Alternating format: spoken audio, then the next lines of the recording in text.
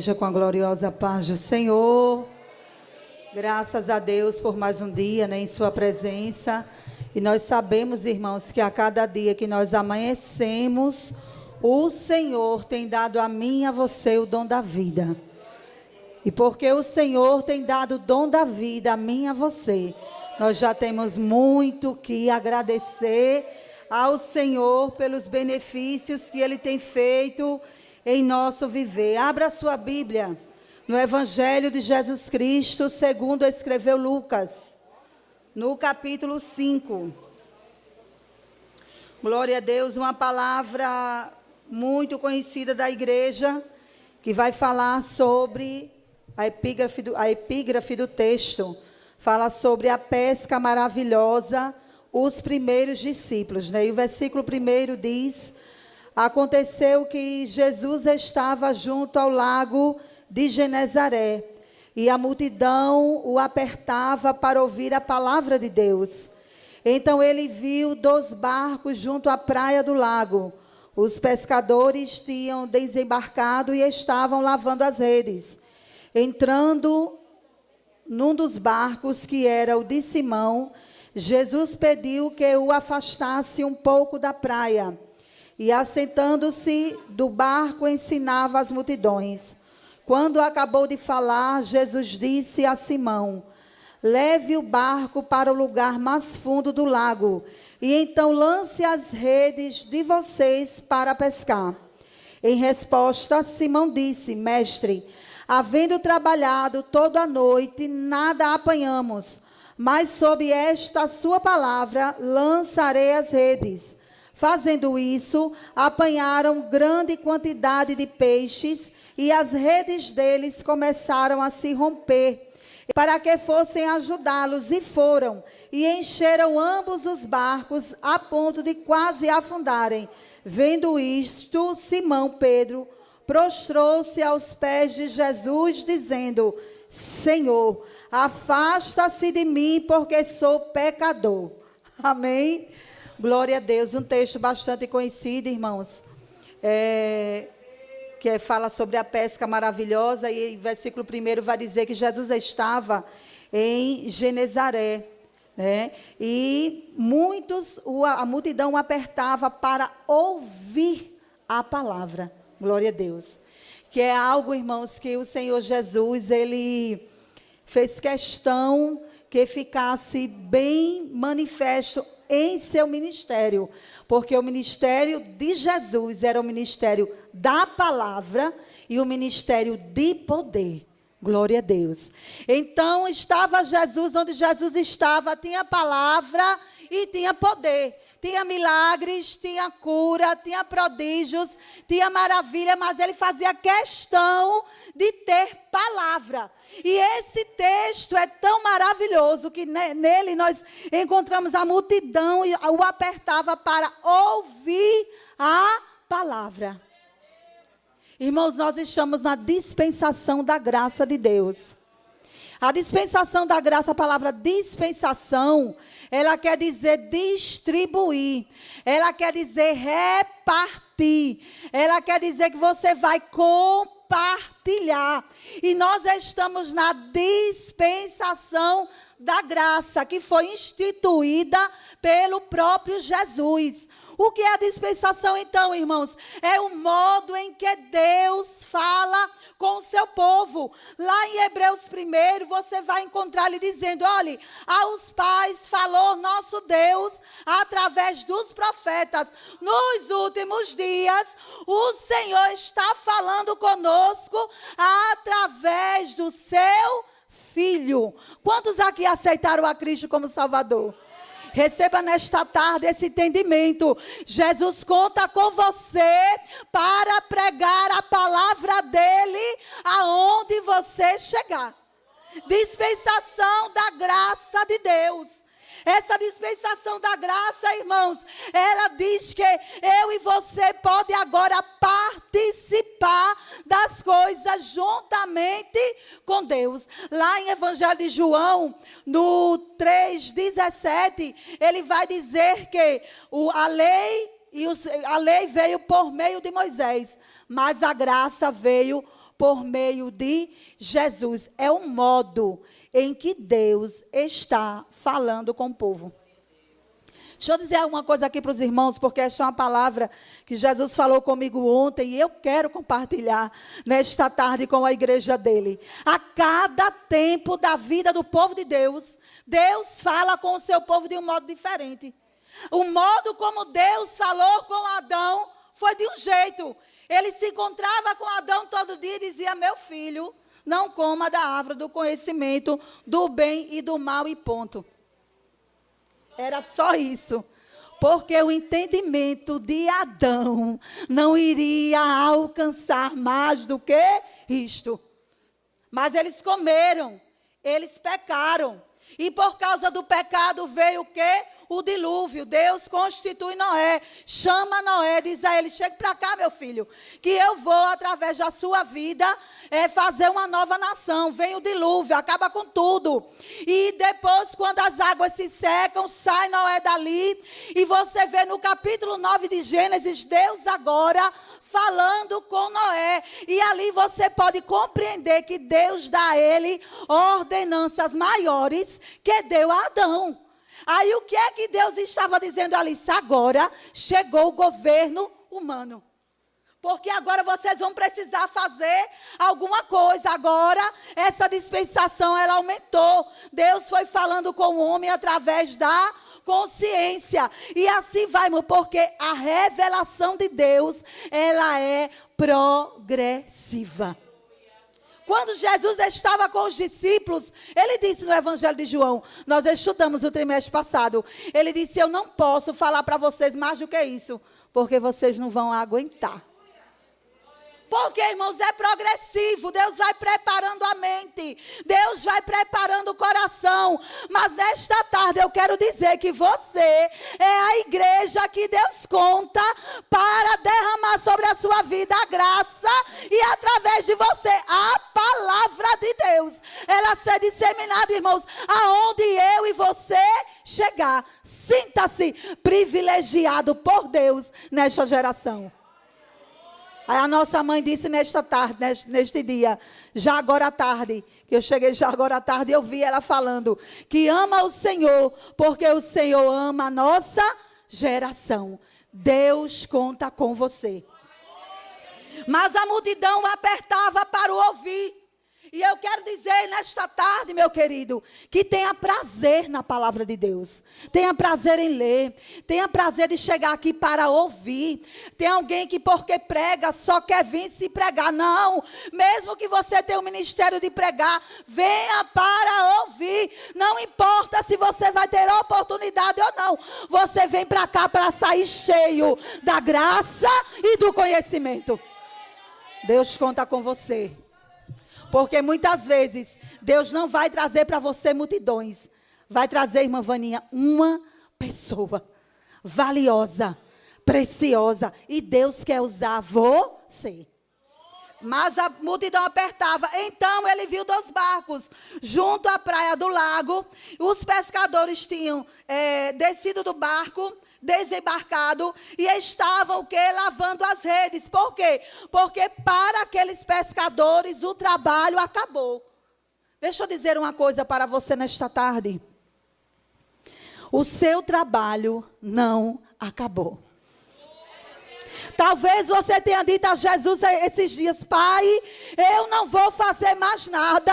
Então, Jesus, já que eu não vou fazer mais nada, eu vou viver das lembranças daquilo que eu já fiz. É você limpando as redes e dizendo a Deus que não vai mais colocar a mão no arado, porque seu tempo passou, porque a porta não mais vai se abrir, porque tudo está enegrecido para você. Mas Jesus nesta tarde está dizendo: as redes que você está lavando é para voltar a trabalhar, é para voltar a servir, é para voltar a fazer, porque o que Deus tem projetado para você não acabou. Deus ainda tem algo para você desempenhar para Ele nesta terra.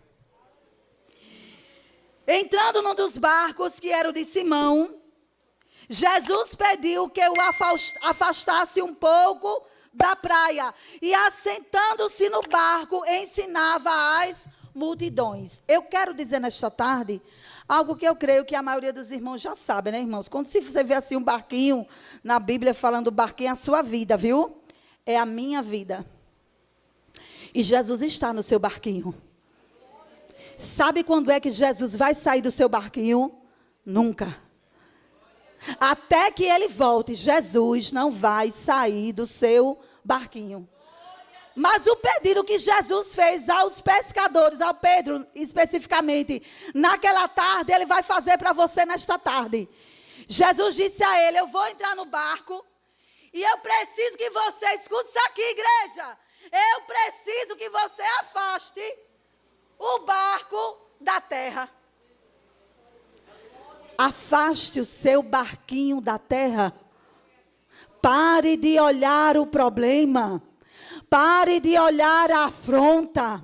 Pare de olhar a rejeição. Pare de olhar aquilo que tem entristecido o seu coração.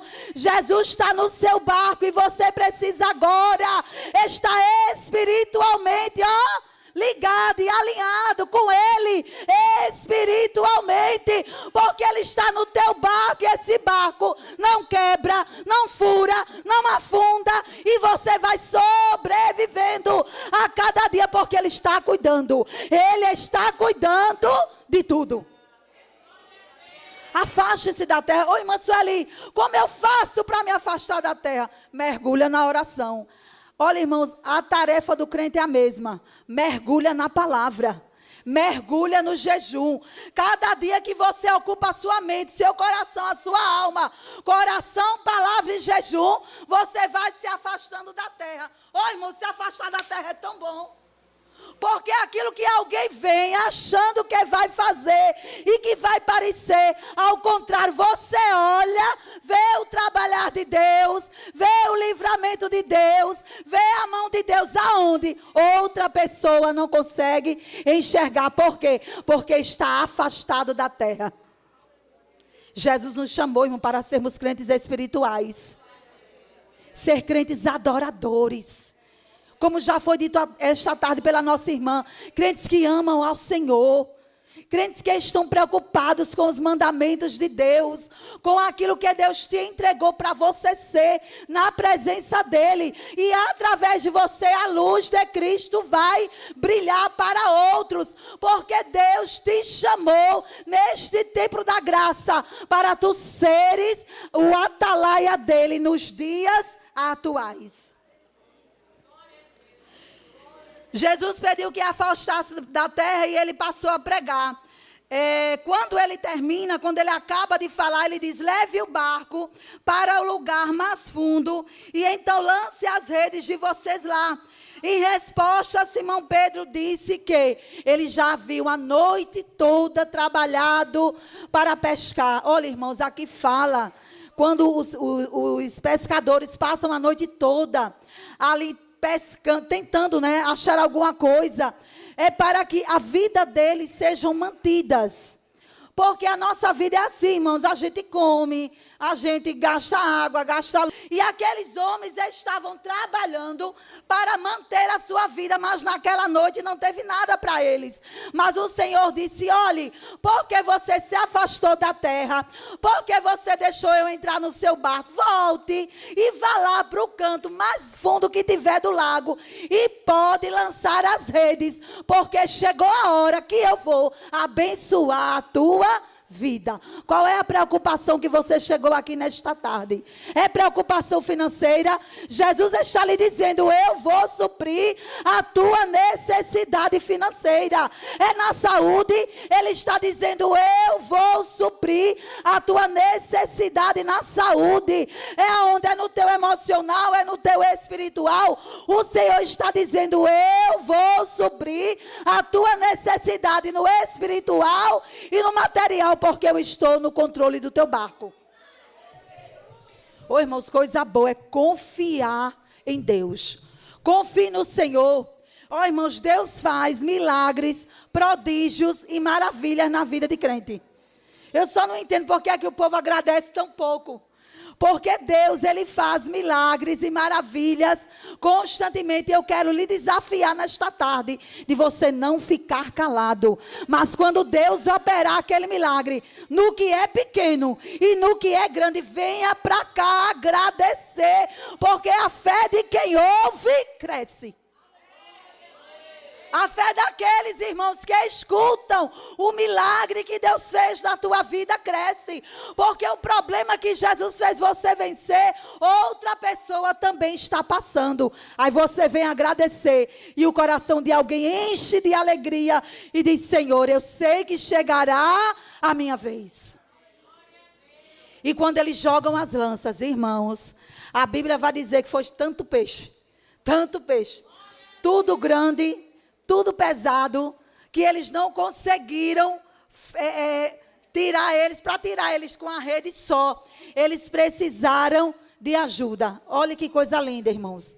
É porque o nosso Deus, Ele é assim, Ele é multiplicador. Você sabia que Deus é multiplicador? Quando Ele te abençoa, tu abençoa outro, que abençoa outro, que abençoa outro, e o nome do Senhor vai sendo glorificado de vida em vida, de pessoa em pessoa, porque as bênçãos que Deus tem para a minha vida, e as bênçãos que Deus tem para a tua vida, são grandes e são maravilhosas. Não deixe, querido, de agradecer. E muitas vezes você diz assim: eu não vou agradecer não. Sabe por quê? Porque foi uma coisa tão pequena. Mas a Bíblia vai dizer que quem é fiel no pouco, no muito será colocado. O pouco que você precisa agradecer, que você entende, né? Que é pouco, para alguém é a resposta que está precisando. Jesus, irmãos, Ele nesses últimos dias, e eu quero falar aqui dos últimos dias, né? E você encontra falando nos últimos dias, lá em Atos, em Hebreus, você vai ouvir ele falando nos últimos dias. Os últimos dias, ele se iniciou no Pentecostes, quando houve aquela zombaria, né, com os discípulos, achando que eles estavam bêbados, porque eles tinham sido batizados no Espírito Santo. Pedro ali aproveita a oportunidade e prega. E ele começa pregando em Joel 2:28, que diz: olha, ninguém aqui está bêbado não. Isso aqui é a promessa de Joel, que diz que nos últimos dias, Deus derramará do seu Espírito sobre toda a carne. Esses últimos dias começou lá, em Atos 2, no dia de Pentecostes, e vai até a volta de Jesus. É por isso que você encontra em Hebreus, ele também dizendo: nos últimos dias, eu e você está no tempo dos últimos dias. E Jesus quer que eu e você faça a diferença nessa terra. Jesus não chamou você para ser igual. Jesus chamou você para ser diferente. Diferente no falar, diferente no pensar, diferente no agir. Porque, irmãos, o crente que ora, lê a palavra, ele jejua, Deus dá a ele direção, Deus dá a ele poder, porque a palavra de Deus, ela tem que ser pregada, acompanhada de poder, e nós temos que pedir essa manifestação a Jesus nesses últimos dias, porque Deus preparou essa bênção para nós, é para mim e é para você. Você está incluído nessa bênção. Você está incluído nessa bênção da pesca maravilhosa. Deus quer fazer de você um homem que vai buscar outros homens, mulheres que vai buscar outras mulheres. O Senhor nos chamou para evangelizar, para ensinar e para estarmos na sua presença, fazendo a vontade dEle. Jesus conta com você. Peça ao Senhor, igreja, nesta tarde, para você fazer a diferença, para você ser o diferente. Glória a Jesus.